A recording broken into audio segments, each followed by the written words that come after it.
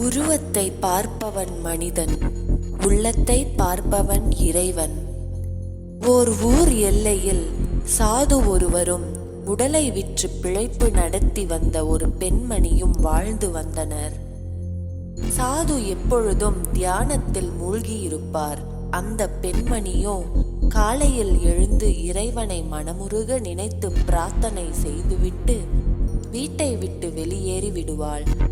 அந்த பெண்மணி வீட்டை விட்டு வெளியேறும் போதெல்லாம் சாது ஒரு காகிதத்தில் ஒரு கோடி கிழித்து கணக்கிட்டுக் கொள்வார்.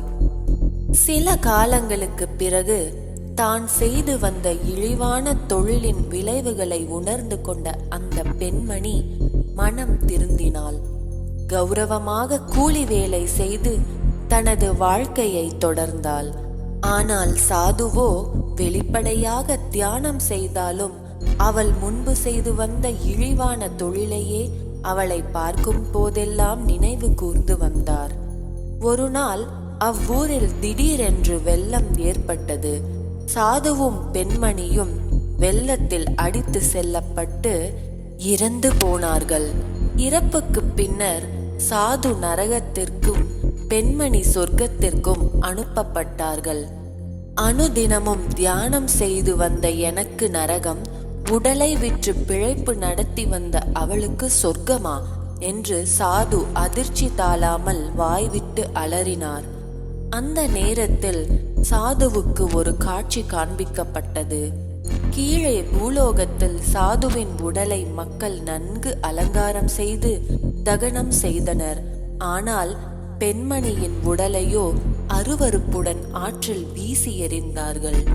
அப்போது சாதுவுக்கு அசரீரியாக ஒரு குரல் கேட்டது. சாதுவே, நீ உனது உடலை தூய்மையாக வைத்திருந்தாய், ஆனால் மனதில் களங்கம் கொண்டிருந்தாய். அந்த பெண்மணி வெளியில் சென்ற போதெல்லாம் அவருடைய இழிவான தொழிலை மட்டுமே நினைவு கூர்ந்து கணக்கிட்டு வந்தாய். அவளோ உடலை விற்று வாழ்ந்தாலும் மனதளவில் சதா இறைவனையே நினைத்து கொண்டிருந்தாள். மேலும் திருந்தி வாழவும் முற்பட்டாள்.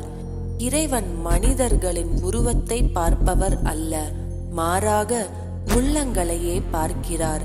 அதனால்தான் அதை தூய்மையாக வைத்திருந்த அவளுக்கு சொர்க்கம், மனதில் களங்கம் கொண்டிருந்த உனக்கு நரகம் என்றது.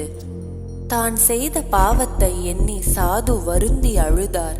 நாம் வாழும் இக்கலியுகத்தில் மனிதர்கள் பொன், பொருள், பட்டம், பதவி போன்றவைகளின் அடிப்படையிலேயே பிற மனிதர்களுக்கு மதிப்பளிக்கிறார்கள்.